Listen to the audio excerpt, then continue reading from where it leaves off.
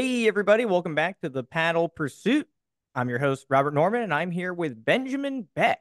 The Benjamin is located in Texas, but he's originally from Hawaii. Recently, came down to Florida to the Skyway Outrigger Challenge and kicked my butt. And while we were there, I had all my friends that were like, "Hey, man, you gotta get that guy on the podcast." And we were like, "Hey, let's make it happen." So, coming hailing all the way from Texas, Benjamin, thank you so much for taking time coming on the show today. Yeah, of course. Thanks for having me on, Robert. It was a fun race at Skyway, and great to meet. You guys I think you guys have a great community over there in Florida. Awesome meeting everybody, and very positive, atmosphere there. So I appreciate the invite, and also just meeting everybody, and getting to know everybody in your side of the states. Yeah, absolutely. Yeah, I always tell people I love when we have people not from Florida come in and race and do well. Obviously, I think it reminds all of us Florida paddlers that like there's a whole paddling world out there, and we're kind of in our own little peninsula in the middle of nowhere. So, give me a background for yourself in how did you get into paddling, some of the things leading into that, and just what was the start of your paddling adventure? Yeah, so I grew up on the North Shore of Hawaii, a small little town called Hauula. You drive, if you're driving the North Shore, you blink and you drive right through it. And it was, I've always been kind of grown up on the ocean. I grew up. Our house was, um, if you've ever driven down the North Shore, you have a Kamehameha Highway, which is just like a one lane two-way road going out there, windy road. Our house was kind of right off the beach. You got our backyard and went right out to the sand. So, my dad grew up paddling. He paddled for Outrigger Canoe Club when he was young as well. I think he was on the All Hawaii paddling team back in the day. So we always had canoes in our backyard, and surfboards and kayaks and whatnot. So I guess ever since I was pretty young, we were always out on the water playing in the ocean. And so, I guess that's probably when I started, paddling was, with my dad getting in the boat, get on his board. He would drag us on the surfboard and or boogie boards around in the ocean. So really building, I think, the love for the water from, ever since I could probably walk. But I would say with outrigger paddling, I probably really picked that up consistently when I was, maybe around eight or nine in the 10 or under crew. I started competing with the Outrigger Canoe Club, and paddling with them in regatta season. And so that's where it all started. And eventually, when I got into high school, or approaching high school, I started also dabbling in surf ski, K1 sprint kayaking as well. I was part of the Hawaii Canoe and Kayaking team. And that was a lot of fun as well. And I think that kind of opened up, some more avenues and, different crafts being out on the water. Around then as well, I think stand-up paddleboarding wasn't really a thing. And, I remember seeing my coach at Outrigger when I was a kid, Todd Bradley. I don't know if you're familiar with C4 Waterman, but I remember he had taken a longboard from the club, from Outrigger Canoe Club, and taking a couple of outrigger paddles and snap them and you know fiberglass them together, make this extra long paddle. And that was the first time I'd ever seen stand up paddleboarding. And I remember just thinking, this is like the weirdest looking thing. You either get in a canoe, you get on a surfboard. I mean, like pick one. And so it's kind of crazy to see how far it's really come since then. So yeah, I guess that's kind of the start to my paddling career. So I race, I raced outrigger all through high school, as well as K1 sprint kayaking with the Hawaii Canoe kayaking team, and also surf ski as well. So um, yeah, that was my start, and then kind of interesting. I guess I'll share this as well. Um, After high school, I went to college. After college, graduated, got into work, got married, family, kids, young kids, and I'd actually sort of put paddling on the side.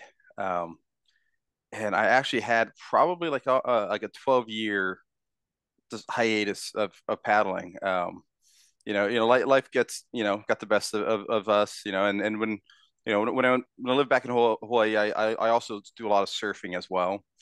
And so with the family, it was like, okay, if I'm going to pick between paddling and surfing, a lot of times it was like, I'm just going to go surfing. It's easier, if there's no crowd, I enjoy it.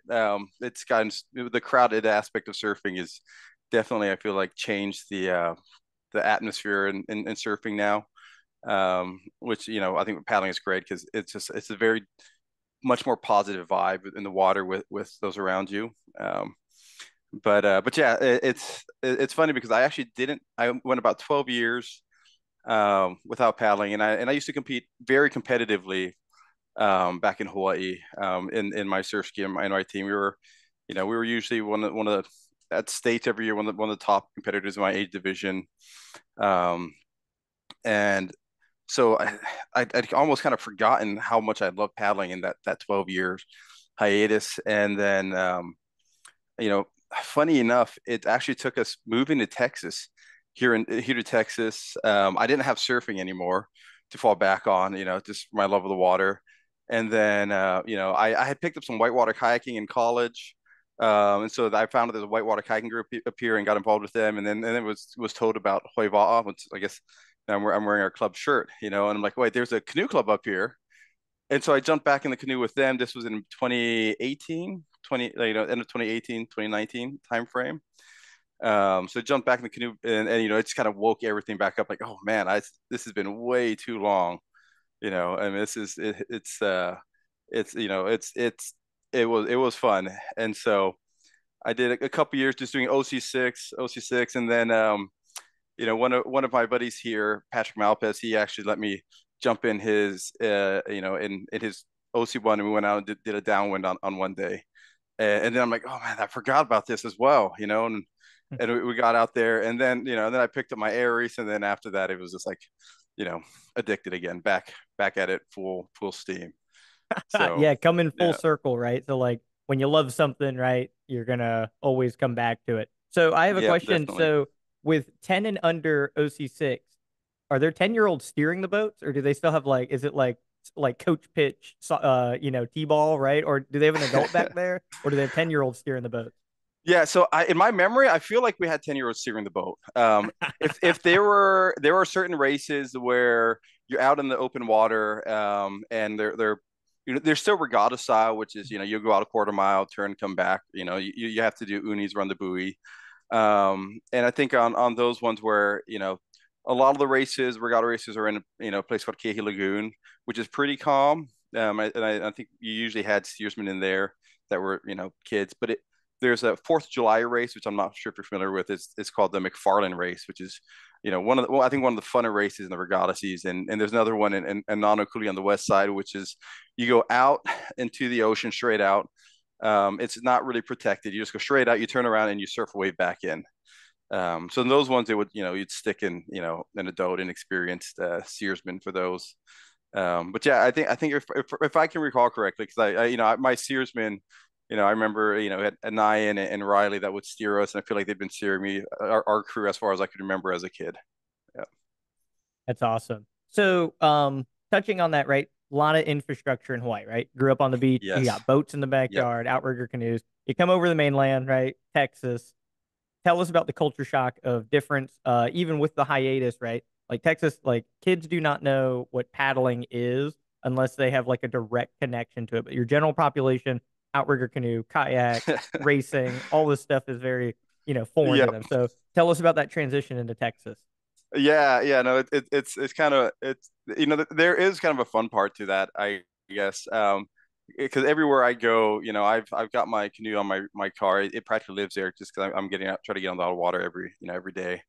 And so everywhere I go, everyone's always they see my OC1 on the roof, and they come up and like, what is this thing? This thing looks fast, so it's kind of fun to kind of explain to them what it is, and then they they're really surprised, like, oh, do you have this in Texas, so that's kind of fun. The difficulty side, I would say, side of it is, coming to Texas, there's I would say, like, in terms of culture, I was pleasantly surprised, the way that, I guess, people like personal values. People are very personable here.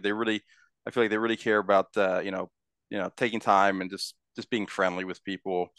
The food's great here. I like the food in Hawaii as well.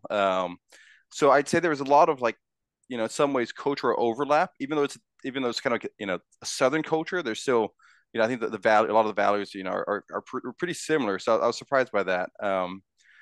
And I think since 2018, 2019, there's actually been a pretty large, I guess, unfortunately, a lot of large exodus, especially during COVID, of locals and Hawaiians that have moved up to the States. And I've got a lot of buddies that have moved up here to Dallas, and I've actually got a couple more that are moving up here this summer, which I'm excited to have them on our paddling team. Some pretty good, pretty high level talent coming up here. And so it is nice to have them around. But but yeah, the cultural values in terms of like your personal values and how you treat others, and just kind of the family atmosphere. Everyone is really family friendly place is great. In terms of the paddling and the water aspect, drastically different. The way that people treat the water here, I will say, at home, like, if you're, I don't think I've ever met anybody that didn't know how to swim back in Hawaii. And I don't think I ever wore a PFD on, leashes. You had leashes for sure, but I don't think I ever actually, you know, wore PFD. I would highly recommend doing that, especially when you're out on open water. But at the time, a lot of people, you're just so comfortable in the water and conditions, and the currents, you know what the ocean's doing, what the water's, you can kind of you read the conditions. And then coming up here and you realize, okay, there's actually quite a bit of people that might struggle with swimming. They just don't have the same foundation, I should say, in the water. So I realize you got to, from my perspective, helping and coaching and working with people, it's taking a much bigger step back and just like, okay, um, you know, where I might have started with, back at home with someone that, assume they know the water, we'll just start at this level. It's like, okay, we'll just flat water, cooling in and out, safety, right? A lot of emphasis on safety and making sure that, people feel comfortable, feel safe, and being able to get out on the water. And really, I think that the big thing is what I just said is really comfortable on the water. And so getting people just to feel comfortable on the water, and then I really like that you also are getting into all these different watercrafts between outrigger, surf ski. I saw you doing the high nail, the C one this week. That's a mistake. Don't ever do that. No, I don't recommend that. I don't know why I'm doing it. It's still like an experiment right now. Yeah, yeah. No, I tried that back in my K1 days. I tried C1 a few times, and I was horrible at it. And it looks funny. You see the guys, you see like Ian out there just like hammering, just flying, and then I guess in my perspective, I was kind of like, well, this is like really cool, but I don't know if it's the most practical watercraft out there. Right. Yeah, I mean, it's a fast way to get on a canoe. Um, but but yeah, I think there's I've noticed in Texas here. I don't know if it's the same in Florida. With the paddle sports are also very fragmented. So in Hawaii, you kind of you cross over on a lot of the sports, right? You do surf ski, sup, surf, paddle. If you're a waterman, you're a waterman. You do a lot more than just one water sport. You kind of embrace, paddling, surfing, just really, your connection with the ocean. Um, Up here, I've noticed there's a lot more fragmentation. You have the outrigger paddlers and the dragon boaters, and that I feel like that's sort of merging. That community is kind of connecting. We have, in Dallas here, we have our subgroups, which we're starting to kind of connect a little bit more on that, and then we have our marathon, our Texas Canoe Kayaking Racing Association, which is more like marathon canoe, and they do like the Texas Water Safari, and those races. But right now we're all operating separately. And so you kind of just pick your niche and you don't really go out of your lane. Which for me, I think, it's important that, I think we all enjoy water sports. I think we can all benefit from combining our community and building our mass and just getting paddling and water sports out there in here in Texas. Yeah, that's one of the motivators for myself on doing a bunch of different paddlecraft is I don't mind sucking at stuff, right? So I have no fear in like doing something being terrible. But like once you get the hang of it, like you create this rapport with these groups. And you're right, they're super segmented. Like I'm a short distance downwind sup racer, right? So like each one of those like adjectives, right, is a different group, right? So you have flat water, long distance, single blade. And then they don't Yep. talk to the Yep. long distance ocean double blade, like two different universes, right? So being able to be at the epicenter of connecting with different people, and then the podcast is a great platform because when people talk, it's like, oh wow, like we're very similar. Our mode of transportation is very slightly different, but that universal connection that we all have is one of the big things that try to highlight. So talking about surfing culture, right? Most people that have a surfing background, like you said, are more likely to be comfortable, have that diversity in doing different things. And if you remove that part of it, like you said, you have this like innate fear of the water. There's not this Yep. comfort. People don't understand like what waist high swells and chest high and overhead, like they have no concept of it. And you never know when people have like a traumatic like experience with the water as a child, and then as an adult it like kind of it's in Yep. the back of their mind.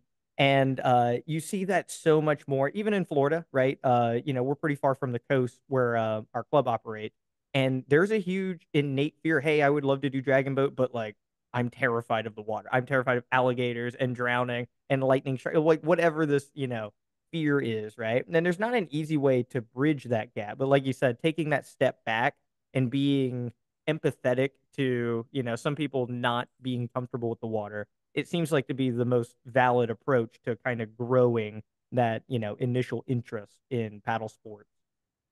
Definitely. And I think on that note as well, what I think I've seen work for us here in Dallas. I'd say last year we've really grown our club and especially our small craft OC1, OC2 fleet.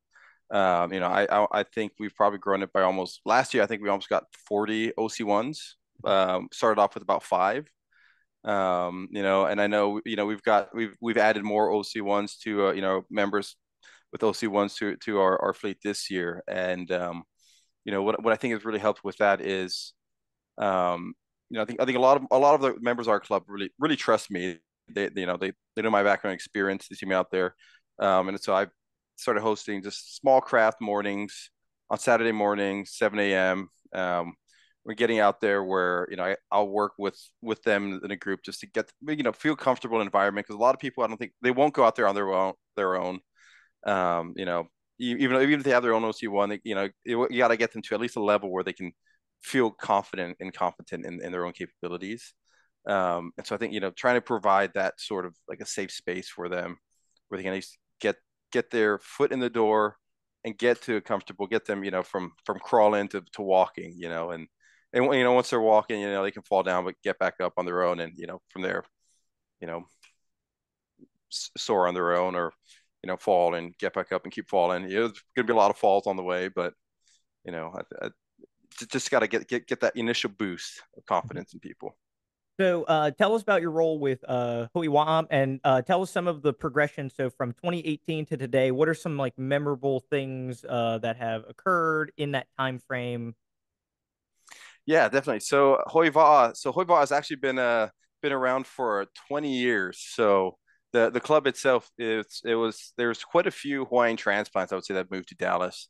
And I'd say Dallas, I feel like, of the most of the metroplexes around Texas, probably has one of the higher concentration of Polynesians. Um, and so this club was started by Aaron Oates. He was from Kauai, came over, and then a couple other Hawaiian transplants came over, started the club. And they used to have a good regatta season and distance season. But when I moved up here in 2018, I think there was a little bit of drama happening with some of the other clubs, and it kind of fell apart. And then COVID happened, and the outrigger community here sort of fizzled during COVID. And so we've really been trying to ramp that up, and now I would say I think we're stronger than we've ever been, with the amount of members that we have.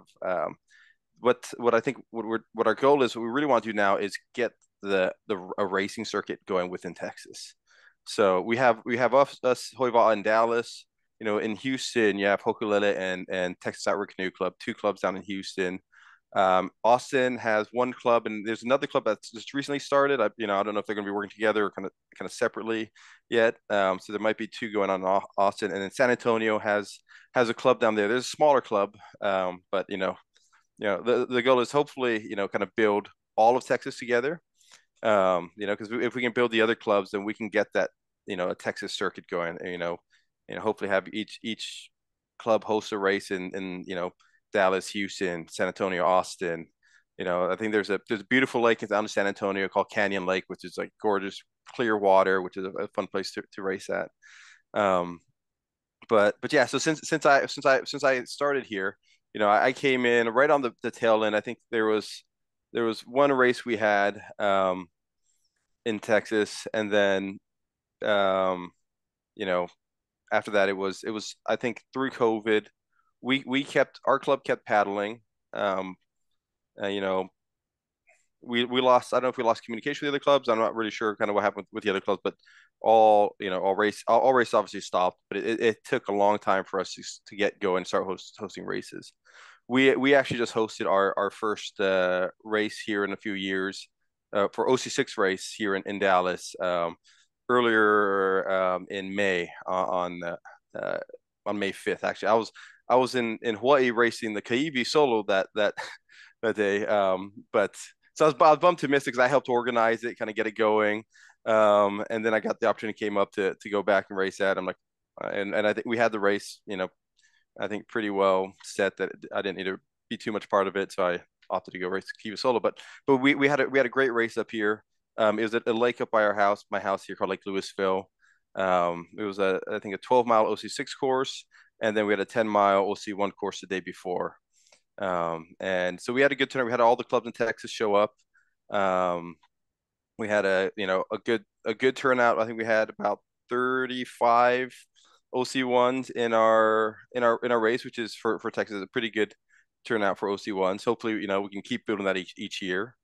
Um, and so we had it the year before last year. We had done the race with the OC1s. We kind of combined with one of the subgroups up here called Blue It, and she hosts a sub race, and I talked to her and Juliet, and she allowed us to throw an OC division in her sub race. And so I think the first 2 years we did it, this was during COVID, and it had like maybe five of us in the race, I think, for the OC1. And so this year we had 35 OC1s in the race. So I'm like, okay, this is a big jump, and it's awesome. And hopefully next year we can double that and keep it going. Do you think the rising popularity will get some more people to cross over? Immediately coming to mind would be like Texas Water Safari Racers, right? Coming in doing OC6, doing Outrigger Canoe if it's an actual division, having some of them crossing over. Yeah, I would hope so. I would like to see some of them jump into the OT6. I know, there's guys like Stephen Lynn up in Arkansas, right? He does, Texas Water Safari as well, and he's also a pretty, a pretty bomb paddler as well on the outrigger. And I do see it right now kind of hard for a lot of them to make the cross, majority of the Texas Water Safari guys to make a meaningful crossover to outrigger right now, because those guys are so committed to their marathon, these ultra distance races.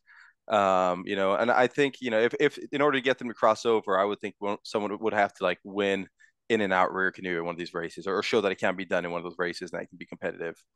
So um, I'm actually going to be going out this weekend to be helping out support crew with someone at the Texas Water Safari, and I have thought about maybe doing it in an OC, possibly in a V1, since there's no rudders on those. But I don't I've heard the boats get hammered on it, so we'll see. I'm gonna while I'm doing support, I'm gonna kind of scope it out and see if it's doable in an OC. Yeah, the rapids right in the beginning. Just check it out and just imagine your boat. I mean, they shove those Spencer canoes. They're like 40 feet long, man. People get run over, and it's Yeah, yeah. It's like when you see the videos, I'm like, oh man, these they really they really hammer their equipment, man. I don't know what the lifespan is on those boats, the way that they how hard they run it, but yeah, and I mean like the surf skis are out there, and I guess in my mind I'm like surf skis aren't that much more durable than an OC. I guess if you have an elite surf ski, I'm like they're taking a surf ski out there, you probably take an OC, but you just got people willing to wreck it. That's the that's the downside. Yeah. So looking at major races, so fun fact for everybody, Benjamin Beck just broke the podium, broke onto the podium at Chattajack, got third place, got fifth last year, fourth the year before that, right? So finally getting onto the podium there. So tell us about some of the major races here in the mainland, right? And then, like you said, going Molokai to Oahu and traveling over there for the ocean version of Chattajack and kind of walk us through some of the major races you've done over time. Yeah, definitely. So I guess I'll start off with Chattajack since that one is kind of what jump started me back into the paddling community. So I think the first year I did Chattajack, I had picked up my Aries maybe about 2 months before then, and luckily I had somehow gotten off the wait list and got into the race. Um, and then I was expecting like, okay, I just want to see if I can come in top 25 or something, you know. So I was pleasantly surprised when I came in fourth place. And it was that was actually really I love Chattajack just because of the environment, that this just the atmosphere when you're there. The paddlers are just, it's like I've said before, it's a very positive, just very positive vibe. Everyone is just supportive of everybody. There's competition, but it's just positive competition, right? Everyone wants everyone to do good. Um, and at Chattajack, Chattanooga is a really cool town itself. And I remember the race morning of Chattajack, my first Chattajack. The Unfortunately, some had kind of gotten like, I think, sideways right in front of me. So right off the start, I had to like kind of pull back and wait, and I was counting all the OC ones I could see going past me, and then managed to get around her and get out there, and I was able to catch up obviously able to catch up most of the OC ones that passed me, and that's when I think on Chattajack it's all about, and a lot of these flat water races, it's all about drafting, right? Especially drafting your own class. In Hawaii, it's all about surfing. There's not a lot of flat water racing in Hawaii. You're not going to draft in the open ocean. You're just going to surf the wave. But in Chattajack, it really is all about drafting. Um, and so that's where I kind of figured we had a small group of us that got together on a train going. Um, I don't know if you know Olaf Pipple from Chicago. So I met him out there on the water, and we had a train go with me, him, and Brett Fillmore. The first time I've met them, and built great relationships with them. I raced with Olaf, doing the Wild Buffalo Relay now. Brett and I keep in contact and doing a lot of the races as well. So it's like we're competing against each other, and but then doing the race, we're also, you know, it's a 32-mile race, right? It says 31, but I've never seen anybody whose watch says less than 32 yet on the race. But yeah, it's a long race. It's you feel pretty miserable afterwards. I'm not gonna lie.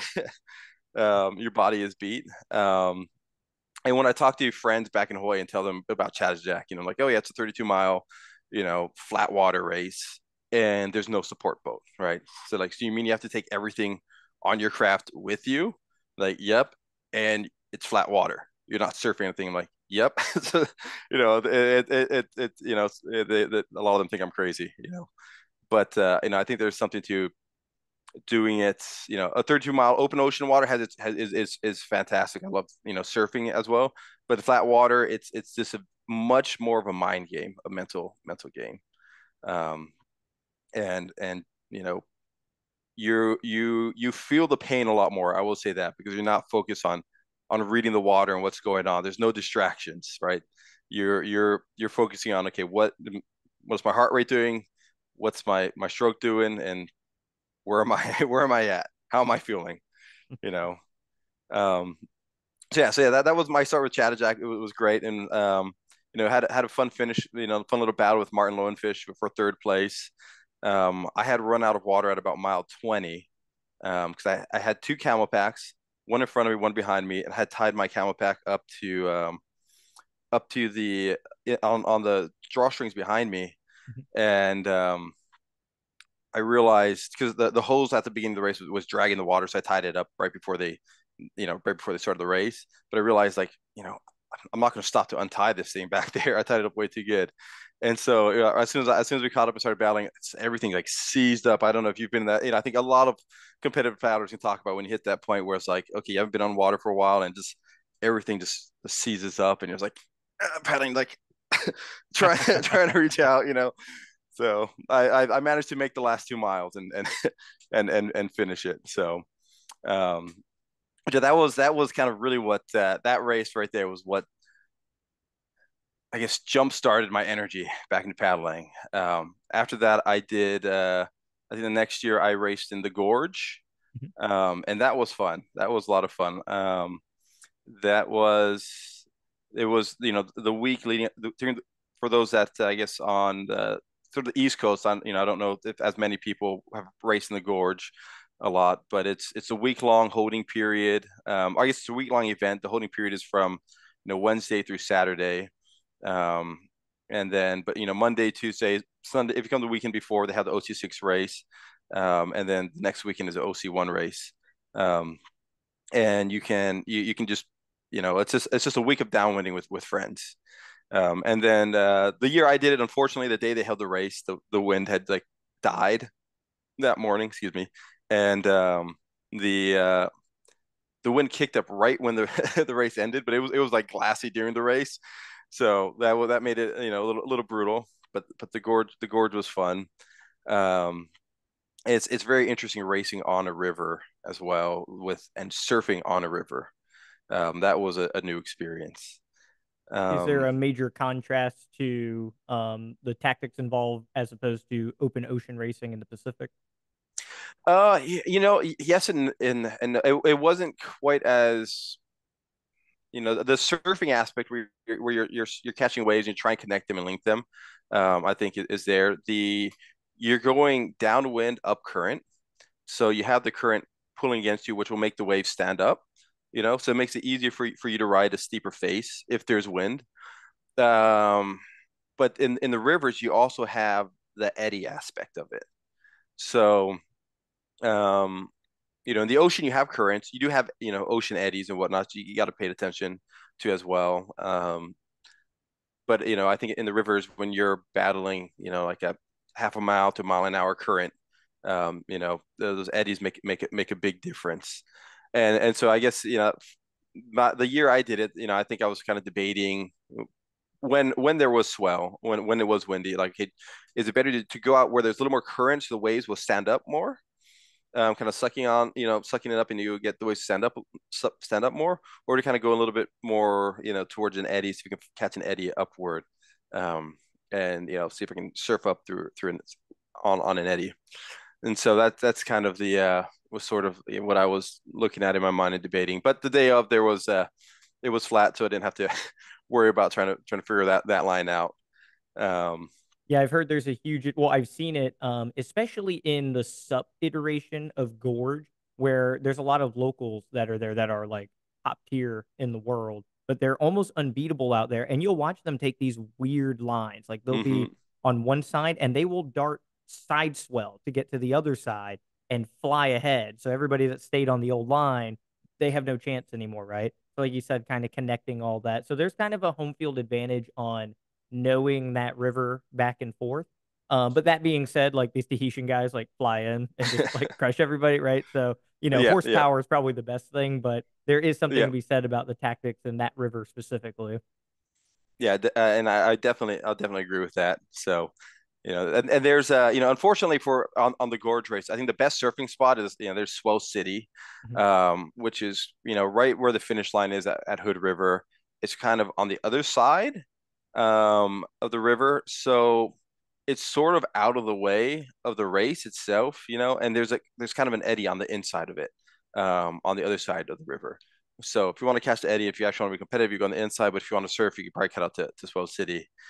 And so on the race day for me, by that point, I was like flat water. I'm like, I came here to surf. I'm like, if there's gonna be anything, maybe Swell City will have it. Like at that point, I don't really care where I'm at the sandbar. I just want to catch something.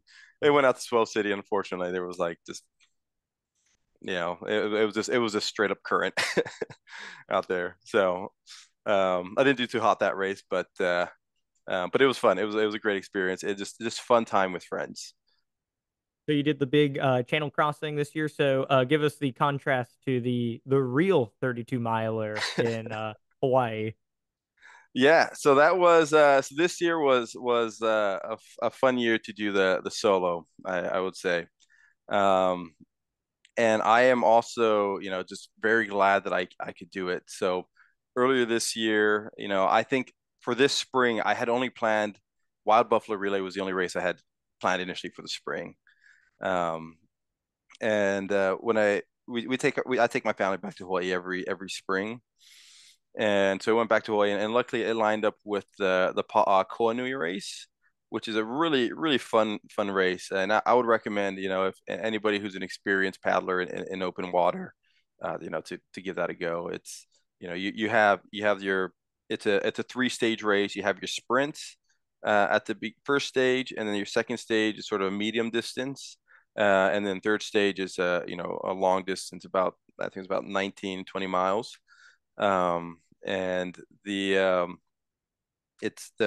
sprint's about a mile and a half, maybe 2 miles max. And our medium distance was the Hawaii Kai run. Most people are, if they're in paddling or into downwinding, have heard of the Hawaii Kai run. You start from Hawaii Kai and you come around and you end at the Outrigger Canoe Club or come on a beach park. And then the stage three of the long distance starts past Hawaii Kai, around the wall. You probably see the wall on a lot of videos and where people coming in from the crossing. So luckily, my time in Hawaii lined up with this race. It was super fun. And I linked up with one of my buddies who said he was going to do KV solo this year. And my boat at home is Kahele, which is a fun boat, but it's too small for me. Mhm. And he had an area, so he's like, hey, you can use this, and if you wanted to do it with me. So after that, I'm like, all right, I'll see if I can find an escort. That's the hardest thing is, and at that point, it's trying to find an escort boat, especially, on the island when you have, so many people coming in to try and do the race as well. If you don't secure an escort boat early on, it gets pretty difficult to find one. Um, so yeah, so I actually didn't know that I almost threw in the towel on racing the KV solo, when because I couldn't find myself an escort. So I was like, okay, I'm probably not gonna be able to do it this year. And then when I was in the airport to go race the Skyway Challenge, I got a text from someone, and it's just like, hey, found you an escort if you're still on. So I was like, I'm getting on a plane, but let me call you in a couple hours. Um, so yeah, so from there, I guess it worked out. Um, had a great escort boat driver, and the conditions this year were, I don't know if you've seen the footage, but it was pretty intense. Terrifying for anybody watching that, man. That's scary looking. Yeah, yeah, it was. I mean, I will say, being in it, if and most all these paddlers out there in this race are world elite paddlers, so it's a blast. We were surfing it, but it was definitely some pretty big seas, that's for sure.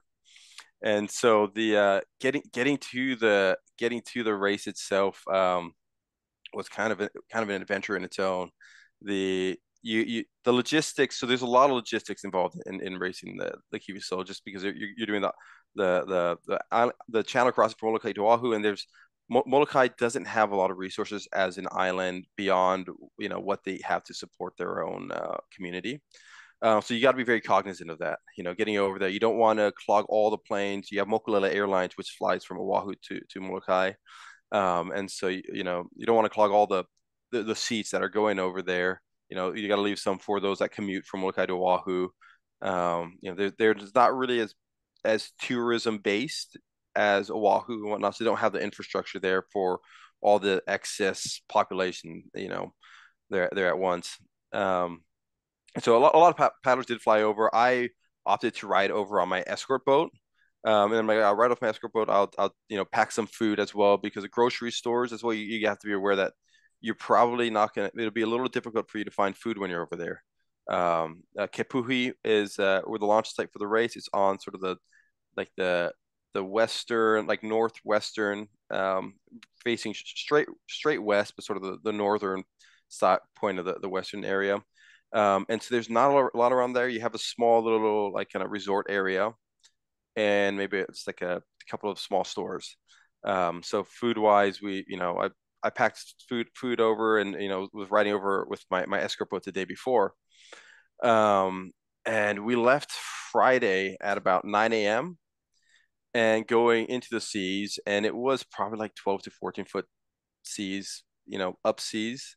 And the I was on my escort had about a 24-foot Surratt, which is a pretty decent size, fishing vessel. Um, and but crossing in those conditions, you're going 7 knots. Like I could paddle about this fast, right? So and like it, and you're going 7 knots, and then when you have a big swell coming at, those things are moving, you know 18 miles an hour. So even if you cut throttle, you stop moving forward, you still have that relative speed of the wave coming from you. So you still get airborne and come crashing down. So you go 7 knots, cut throttle. So you're going slower, and then you get airborne, crash down. Then you got to get back speed back up again. And so it was a long trip, and we got about halfway, 2.5 hours crossing. And we took I think a big set just kind of cracked us from the side. There was kind of an unexpected north swell that had come in that I knew there was a north swell coming in, but it's bigger than I was expecting it to be. And so we had the east swell, which is what we wanted, and what we were aware of. And the north started coming in and reinforcing it, and it kind of wedged up and just hit us in the right or the wrong, however you want to put it, the wrong way. And our racks snapped off that were carrying our canoes. Oh Um, my gosh. yeah, yeah. So, so I jumped down from the seat over the side, out in the middle of the ocean. I managed to grab the canoes, bring them back to the escort boat, and pull them in. And I'm like, they were in the cases, and so I'm just like, we got to open it and see if they're still waterworthy. And unfortunately, the my buddy's Aries that I was borrowing had a crack going down it, that wasn't watertight, and we were also escorting another friend's canoe with me, and that had a big hole in it right where the racks I think snapped off. It kind of, one of the posts punctured a hole right into it. So we're just like, this is no, and that was kind of like, I thought I was done. I was like, all right, well, I'm here about 15 miles into the middle of the ocean, in the middle of the channel, and made it this far, and I guess I'm done. Like I don't know how I'm gonna do this anymore. So we just kind of sat there for probably like 15 minutes, just like our hands, and like, it's like, what now? um, we turned around, started heading back to Oahu. I'm like, I think that's all we got to do. We got to head back, and I just start calling, buddies, and I was, like the paddling community is amazing, um, and I called some friends, and they started calling friends, and it worked out. We got back, and just some amazing people helped us find canoes, and even more amazing people were helped us, let us use their canoes. And so we unloaded the damaged canoes. We put the new canoes back on, and we sealed them, secured them inside the escort boat instead of them on the racks. And they're much more secure inside the escort. It was a little tighter being on the escort with them in there, but they're we had them nice secure inside. And and made made the trip across again. And at that point, I think it was like 3 or 4 or almost 4 o'clock when we left Oahu. Because we had started at 9, going across, had to come back, then turn around, had to go back across again. So by the time I got to Molokai, it was, I think it was just getting dark, and I was just I was pretty beat. So I was just really grateful to still be in the race and still be able to paddle the next day. And in some ways, that's kind of alleviating, because I'm like, you know what, I like it kind of relieves like the competitive part of it for me. I'm like, I'm just gonna treat this like a 4 hour downwind, Um, and so the next morning I woke up, and it was the seas were even bigger than it was the day before. It had picked up, and it's a it's a really really fun vibe out there as well. I just like the energy as well. I think a lot of these outrigger races, right? There's a lot of energy, especially at the start of the race. Um, when you're lining up for the race, also it's always really hard to get a clean line. Everyone's trying, pushing out. But Yeah, I had a pretty good start. The swell was coming across from the day before. I saw the north swell come in, so I'm like, I'm okay. My plan was to sort of angle north early on, and to kind of and surf back down into um, Hawaii Kai at the end there, because the worst thing you could do is start, the swell's coming from like the wind swell's coming from east northeast direction, so it's really easy to get pushed south, and especially like the north swell coming down, that's heading southward. So it'd be really easy to get pushed too far south, and the worst thing you want to do is end up having to paddle upwind at the end there. um so yeah, earlier on, I think, and everybody I think had the same idea. If you see a lot of stories, everyone will say they probably went a little too far north at the start. They probably pushed too north.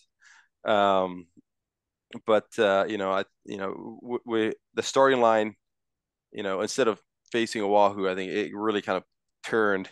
It was almost facing north, because everyone was wanting to take the northern line off the start.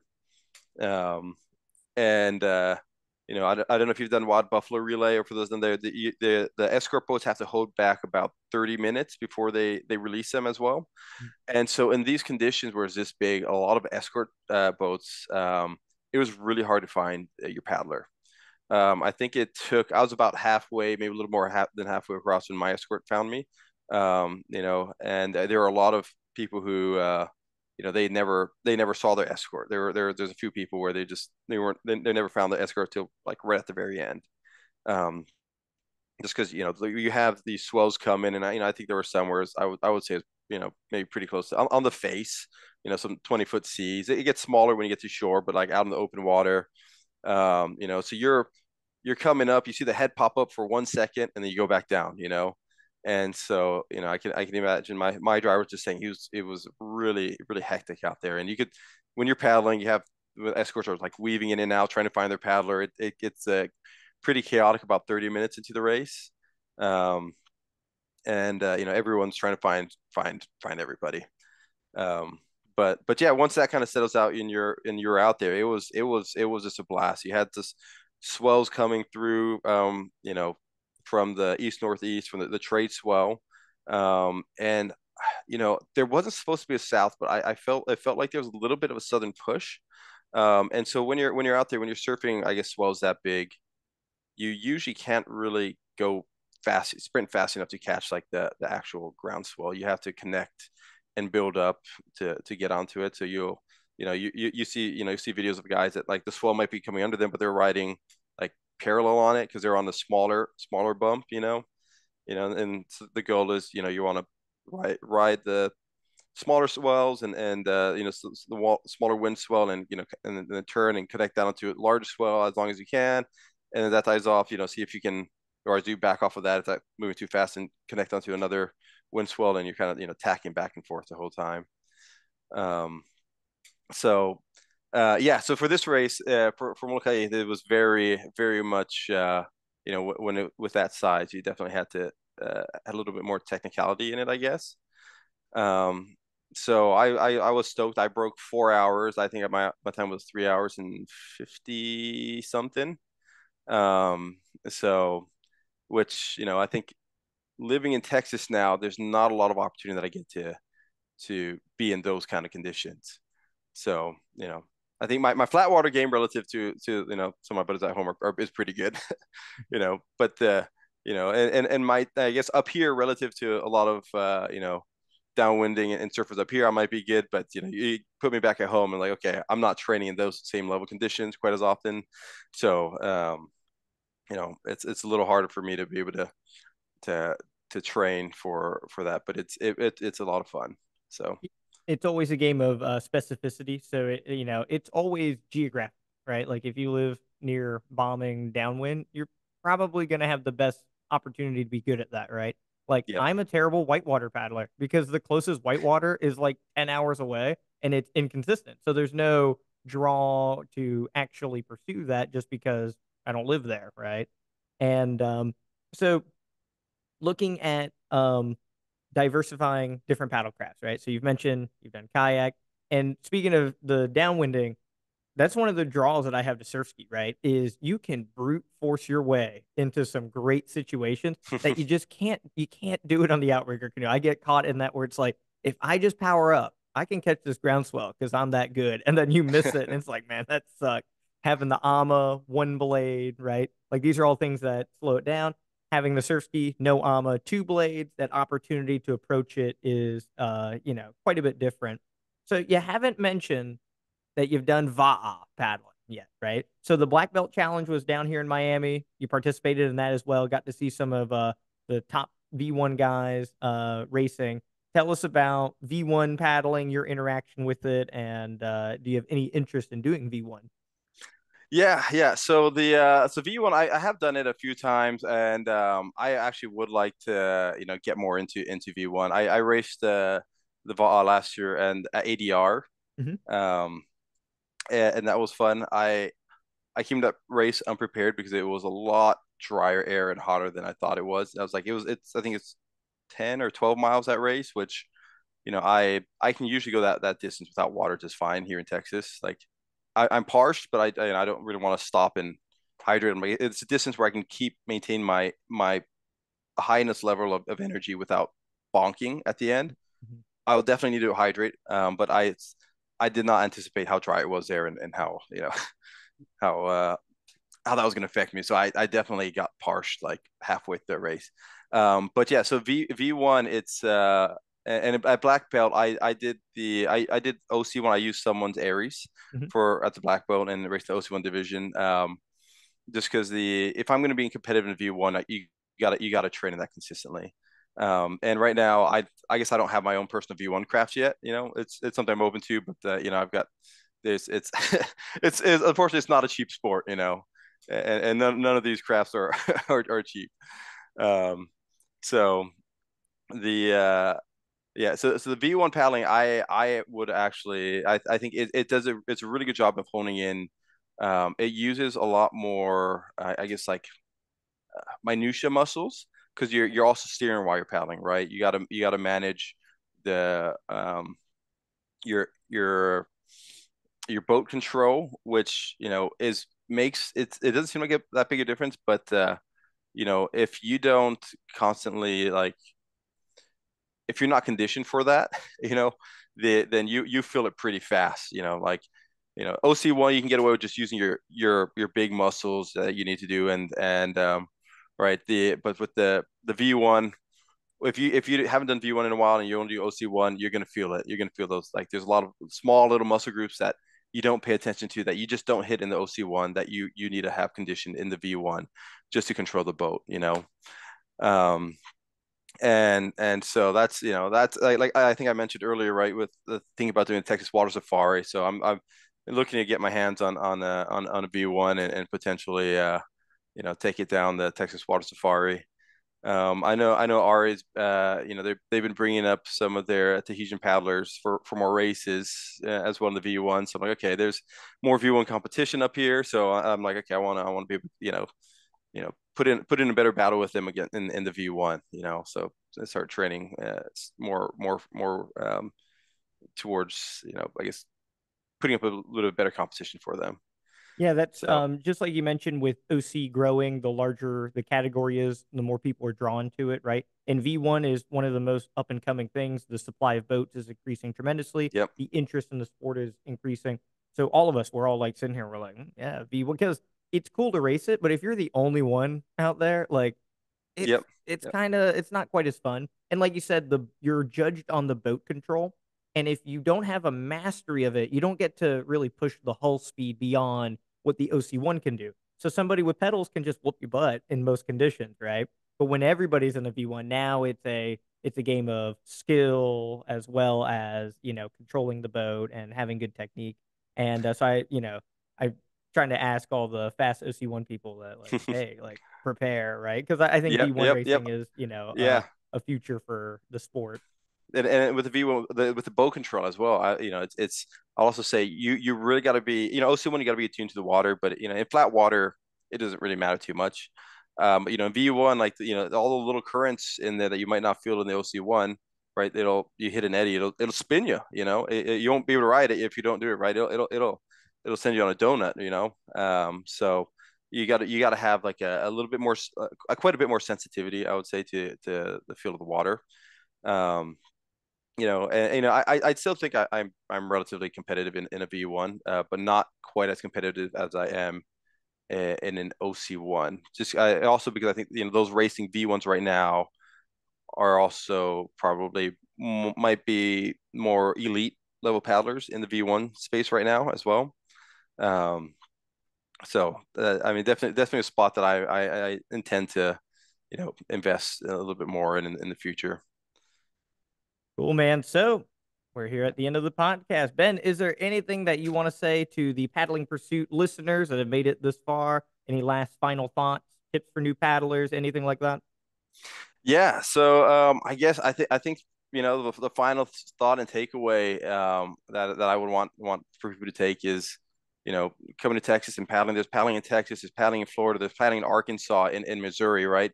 Wherever you're at, the great thing about paddling is you can do it wherever you're at. If you have a lake, you have a river, you have a body of water, you can paddle, and you can get out there if you're 60, if you're 50, then you still be competitive, right?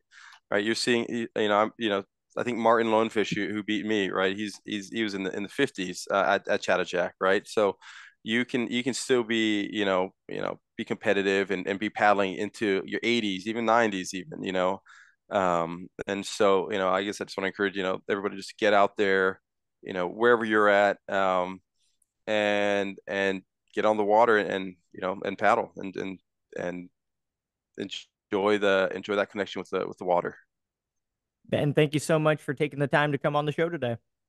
Yep. Thank you, Robert. All right, everybody, that concludes the Paddling Pursuit. We'll see you all next Monday for the next episode.